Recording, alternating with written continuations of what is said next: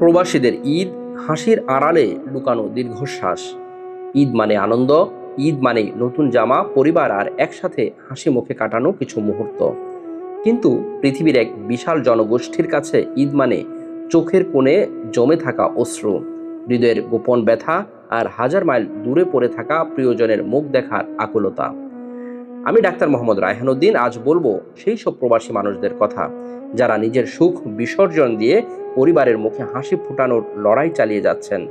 পবিত্র কোরবানির ঈদ বাংলাদেশে যখন ঘরে ঘরে কোরবানির প্রস্তুতি, বাজারে কোলাহল, শিশুদের আনন্দ আর আত্মীয় স্বজনদের মিলন মেলা, ঠিক তখনই প্রবাসের কোনো ছোট্ট রোমে কিংবা কঠিন শ্রমের কর্মস্থলে নীরবে বসে থাকেন হাজারো বাংলাদেশি প্রবাসী।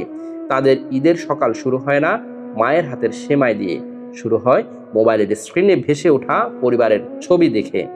হয়তো ভিডিও কলে সন্তান বলছে, আব্বু তুমি কবে আসবে, আর ওপাশে বাবার ঠোঁটে হাসি থাকলেও ভেতরে জমে থাকে পাহাড় সমান কষ্ট। ঈদের নামাজ শেষে যখন সবাই কোলাকুলিতে ব্যস্ত, তখন অনেক প্রবাসীর বুকটা হঠাৎ করেই ভারী হয়ে ওঠে, কারণ তাদের আলিঙ্গন করার মতো সেই প্রিয় মানুষগুলো হাজার মাইল দূরে। প্রবাসীরা শুধু রেমিটেন্স যোদ্ধা নয়, তারা নীরব ত্যাগের আরেক নাম। তাদের পাঠানো অর্থে চলে পরিবার, গড়ে ওঠে স্বপ্ন, চলে দেশের অর্থনীতির চাকা। কিন্তু সেই মানুষগুলোর হৃদয়ে জমে থাকা একাকিত্ব, ক্লান্তি আর না বলা কষ্ট, সেটা কি আমরা কখনো অনুভব করি?